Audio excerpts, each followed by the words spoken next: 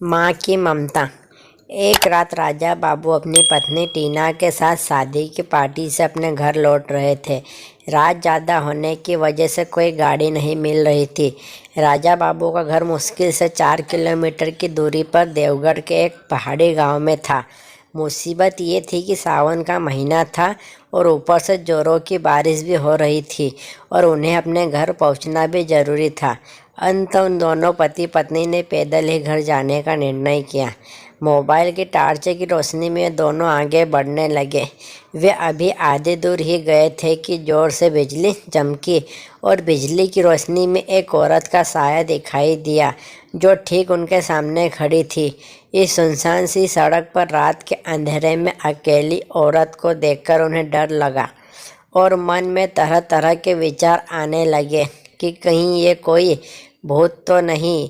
खैर जो भी हो देखा जाएगा, ऐसा सोचते हुए उन दोनों ने अपने कदम आगे बढ़ा दिए।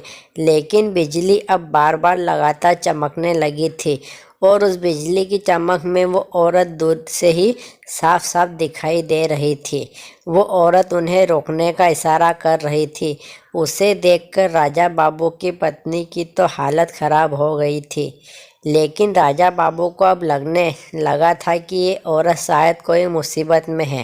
राजा बाबू जब रुके तो वो औरत उनसे हाथ जोड़ते हुए बोली, भाई साहब प्लीज़ मेरी मदद कीजिए। तेज़ बारिश और पहाड़ी ढलान होने की वजह से मेरी गाड़ी का एक्सीडेंट हो गया है और मेरी गाड़ी पहाड़ी ढलान से नीचे गिर गई है जिसमें मेरी 2 साल की मासूम बच्ची है।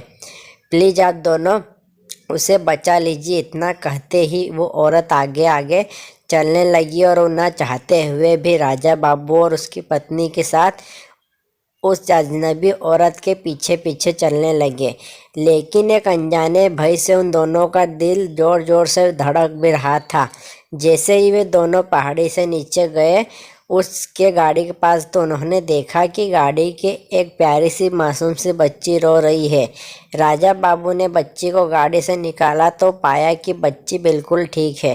राजा बाबू ने उस बच्ची को अपनी गोद में दे दिया। फिर राजा बाबू ने देखा कि साइड मन गाड़ी खड़ी है। उसमें गाड़ी के जाकर गाड़ी का दरवाज़ा खोला तो लगा कि ड्राइवर की सीट पर कोई है। जब वह आगे जाकर देखा तो उसने होश उड़ गए क्योंकि ड्राइवर की सीट पर वही औरत खून से लात-पत पड़ी होकर मरी पड़ी थी। राजा बाबू को अब सब कुछ समझ में आ गया था। वे दोनों पति पत्नी बच्ची को अपने गोद में लेकर अपने घर की तरफ आगे बढ़ गए। रास्ते में उनकी पत्नी ने उनसे पूछा कि वो औरत कौन थी। फिर वो औरत दिखाई क्यों नहीं दी, कहीं वो कोई भूत तो नहीं थी।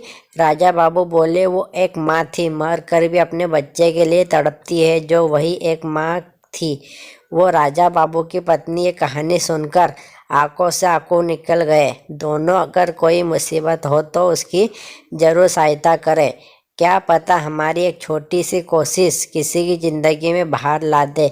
ये छोटी सी कहानी एक माँ की ममता को समर्पित है।